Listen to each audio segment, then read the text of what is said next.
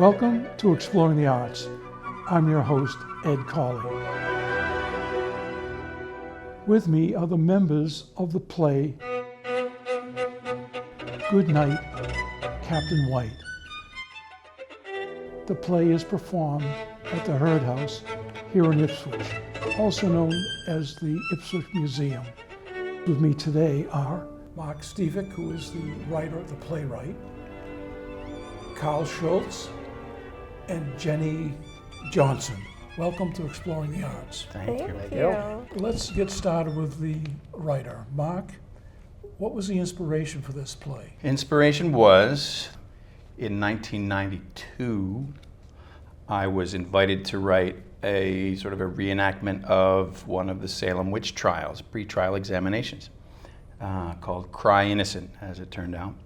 And after a number of years of running that play in Salem, I was in the show, and there were a number of us who felt like the show was getting a little stale for us, and we wanted some other challenges. And I had learned about this historic murder in Salem when I was a student at Gordon College in 1986, and a tour of the house where the actual murder took place. And I remembered that murder, and I thought, I wonder if I could turn that into a play. I had seen The Mystery of Edwin Drood recently, and that has a number of endings in that show. And our play, Cry Innocent, also does a good bit of improv with the audience. They can ask questions of the characters, and there's back and forth. So I tried to incorporate those into the script, and I began working on it in 1995, and it took me 4 or 5 years to get it into a performable state. So this is not the first performance of your play, then? Right. We launched it in '99, and then that would have been in Old Town Hall at the Lyceum. It was the Lyceum Restaurant, which is now Turner's. And then we ran it in Georgetown at Giordano's Dinner Theater. Do you know anything about that No, place? I don't. Up Route 133 maybe, and we ran it there in 2000, the winter, for about 4.5 months. And again, when you run a show, people discover what's not working, and then you can make it better. It's one of the great things about mounting and remounting a show. So you've seen several different casts perform this play. Yeah. Jenny, how did you get involved in the play in the first place? Well, I know these good folks because I am lucky to be a third-year cast member of Cry Innocent, Mark's play that happens in Salem. That's the witch trial reenactment.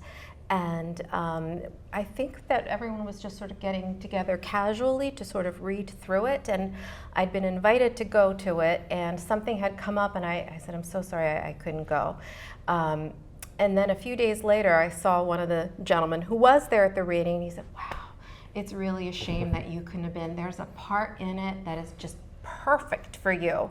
And I jokingly said, oh, is it normally played by a guy in drag? And he said, yeah, how did you know? And I was like, this is for me. I've got to rearrange my schedule so that I can absolutely make this work. And that's how I got involved. And Carl, how did you get involved? I got involved because I was attending Gordon in 2013, and that was when Captain White was being revived, and Mark got a bunch of students together for a read-through of it, which we did, and that was really fun. And then we had auditions shortly afterwards for the summer run of it, and I auditioned for that because I knew the director also, and I didn't get in, but I was the understudy, and they ended up needing me quite a bit, so I ended up doing it in the fall of 2013, and then we did it again the next year in 2014 at the Old Town Hall, and so when we started doing it again, I started doing it again. I'm curious, Mark, when you have a play like this, as a playwright, why don't you just direct it? Why do you get a director? 2-part answer. Part 1, I did direct the first run of it.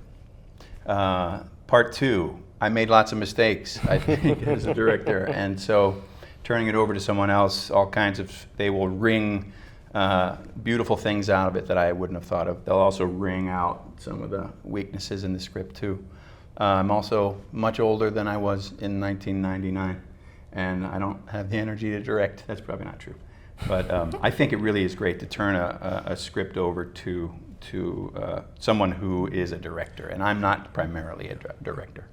Of course, writing a play is much different than writing a novel, is it not? It is. So in your head, Yeah. when you see someone like Jenny perform her character, is that what you had in mind? Or Absolutely not. I'll cover my ears and you She's can better. answer honestly. Oh, no. She's better than what I had in mind. how is she different? Yeah, she's great. Jenny is I'm a terrific, woman. and yeah, exactly. I don't think as a woman generally. Because you have to write female dialogue. Right. I'm not sure how. I'm not even sure how the women that I've written stand up as sort of females. I don't know. As a woman in the play, do you say, "What? A woman would never say it this way"? No, as soon as I read it, the first time I read it, I could hear Lavinia, that's the character I play, Lavinia White Beckford. I could literally hear her voice. I could hear how she would say every word of the dialogue he wrote. So I really don't feel like I could give a bigger compliment to the writer, not just because he's sitting next to me. She's a little older than you are, is she not? That's nice of you to say, thank you. How Thank do you play an older woman? Well done. I am an older woman. I believe in the real story that it's based off of. She's described as a woman somewhere between 40 and 45 years old, which I'm definitely past. Huh. But when I heard her voice as being very deep and commanding and authoritative and inclined towards mispronouncing a lot of words, especially anything that's vaguely French. Carl, for you, what was the most challenging thing? Well, the thing that was most challenging for me is that when I came back into Captain White for this run, I was playing a different character than the one I had played 2 straight years previously. So the main challenge was to get those lines out of my head and get new ones into my head. It's interesting, yeah. I played a number of characters over the course of this run, so I'm sort of miscellaneous. The last show I did was I was playing Senator Daniel Webster, and that's a lot of fun. I don't know if I necessarily have a lot in common with Senator Daniel Webster, but it's an interesting thing because he kind of does a lot of the almost emceeing of the show, of which I do quite a bit of that also in Cry Innocent as a different character who is very different but also similar in a couple of ways. So it was kind of an interesting transition. But yeah, the main challenge was just getting the other character out of my head and making sure I didn't say his lines. Well, I didn't write the character of Lavinia, who is sort of the grande dame of the show, to be played by a man in drag. But some of the directors decided to do that, and it works. It's hilarious. It can be hilarious.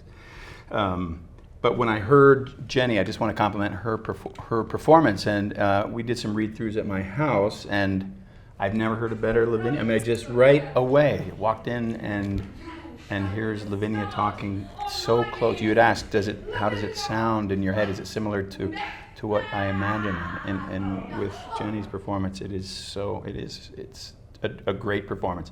And with Carl, who can do all of the men's roles and probably your role too. At some point, I expect he'll probably play One of these days. the grande dame as well. He has such a finesse. So the character of Daniel Webster is undercover in the first part of the show, and then when the murder occurs, he comes out from undercover, reveals that he's sort of known that something could go down, and then takes over and is sort of a detective.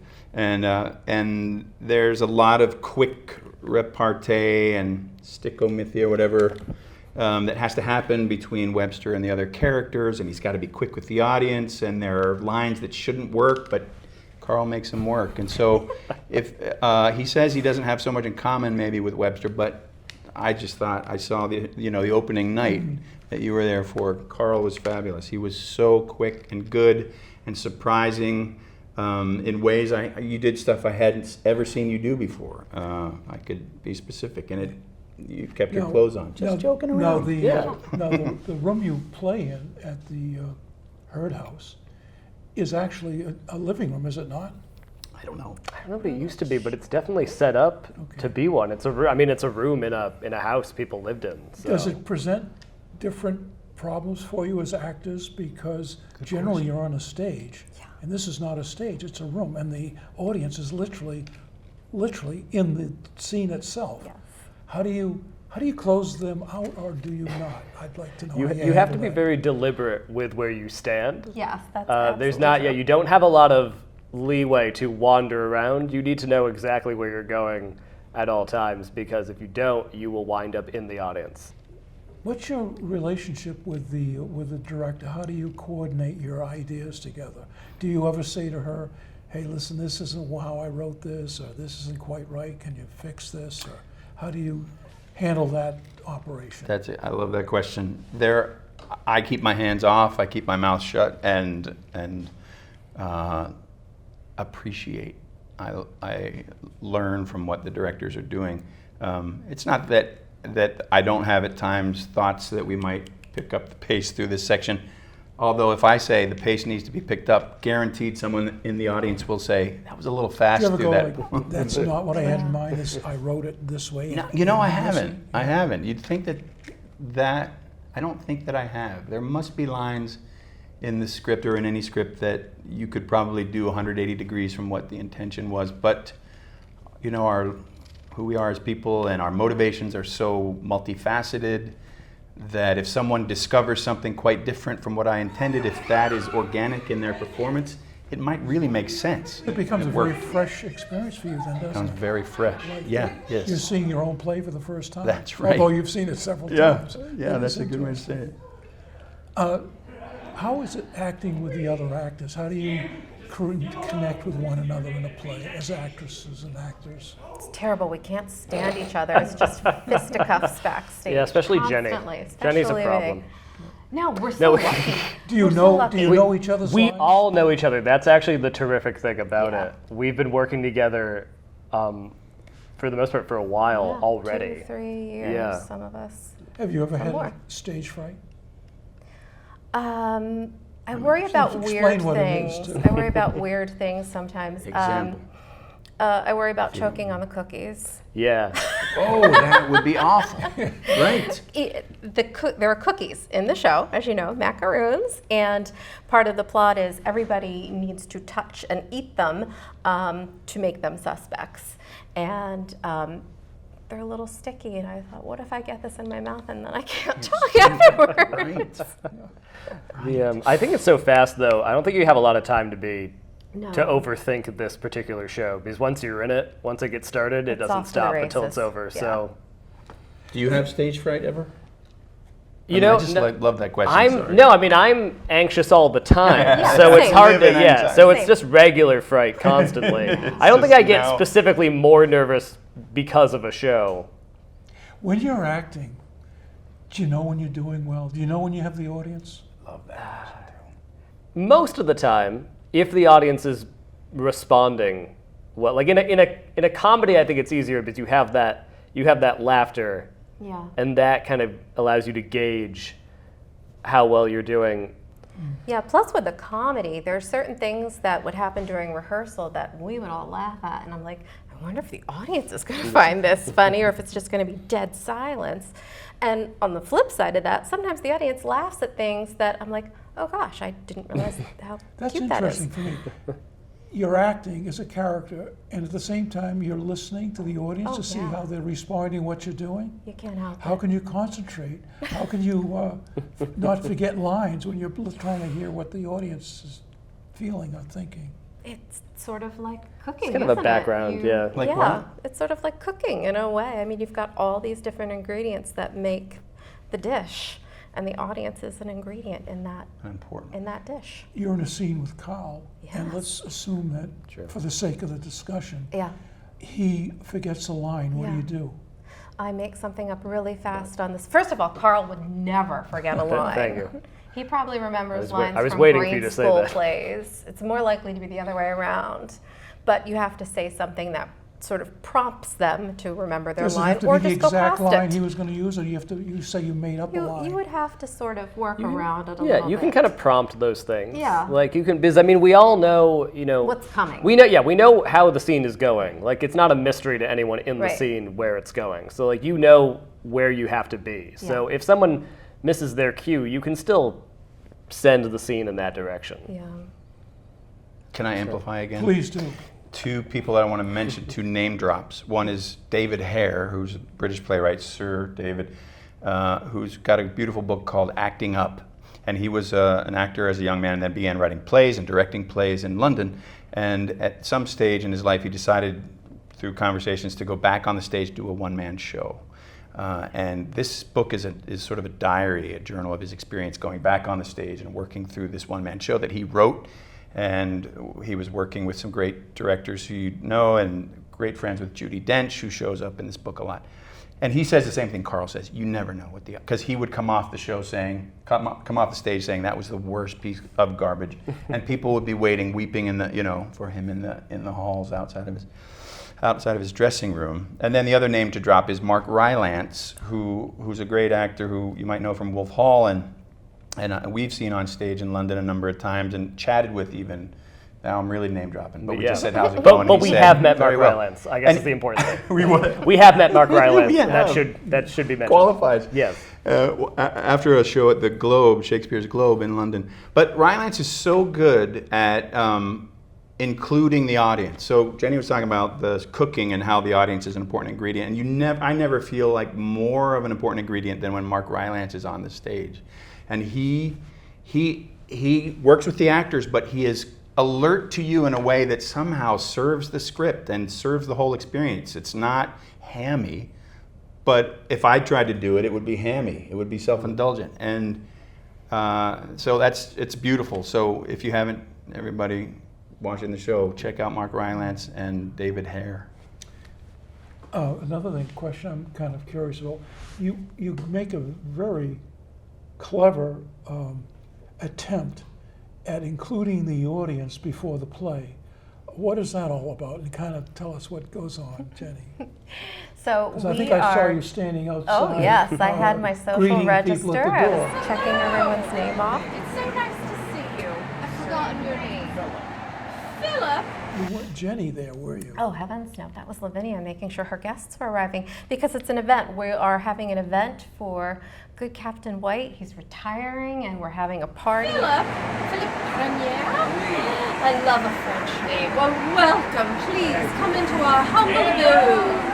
Our chateau. Tried distracting you Be the and you party didn't guest. let me. And you just blew me off. I'm and so sorry, I didn't mean still this late. Well, your name wasn't high enough on the register. One must have one standard. Next time. Sorry. Good evening. Have we met? Because you could have simply put the play on and not invited the audience in the way you did. I think it has an effect on the audience itself. Well, it's important because we're asking the audience later on in the piece to vote. They're supposed to be watching, and they're supposed to come to a decision and a conclusion as to what they think happened and who they think did it. So you need to kind of establish early on that there is going to be interaction, so it doesn't come out of nowhere. You know, it's not just a thing for them to sit and watch in silence and just take in. Like it is a mystery, and there's stuff for them to see, and you want to establish early on that they should be watching everyone, and also feel free to talk to them. In the original play, Yeah. did you always have it that the audience would figure out the ending, or they would vote for which ending, and how many endings are there? There are, if the show is firing on all its cylinders, each of the suspects can be the murderer, and there's a good reason for each of them. So there are 5 endings. And when we launched the play, the first detective was a guy you might know, or some people might know him, Pete Holmes, who's a comedian. You could see his show called Crashing on HBO, and he had to learn all those endings, hoping that they would get used, and I think we did most of them in that period of time. I want to credit a friend of mine, John Saroof, for one aspect of the play.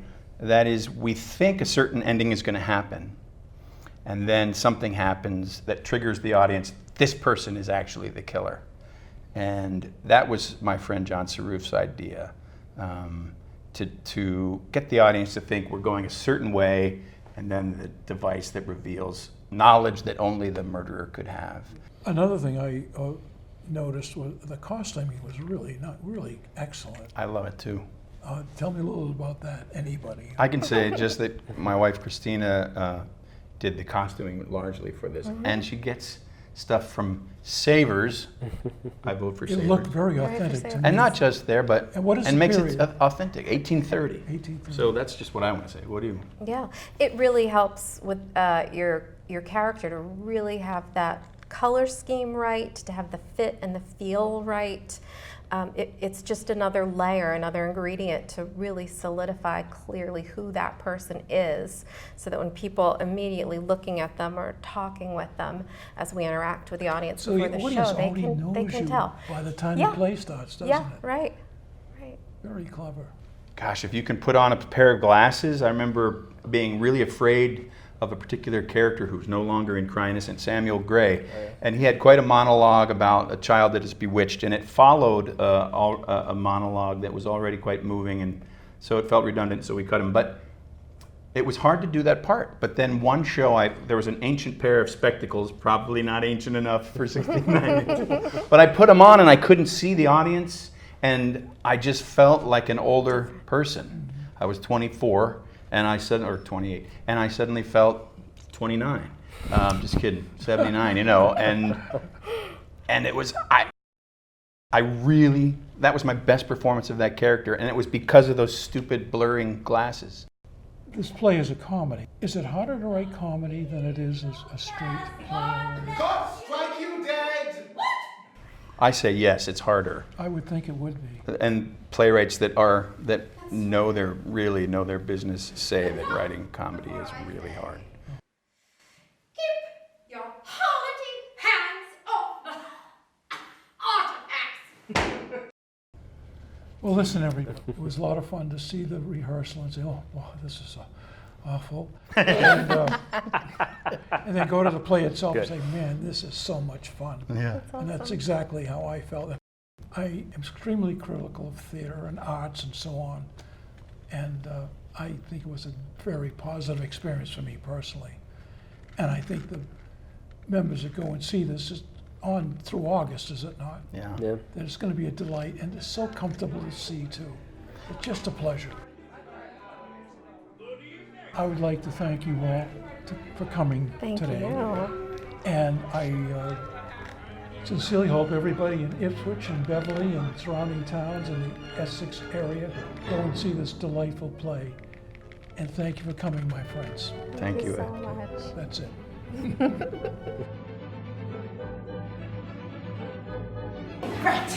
Right. You first. I'll follow.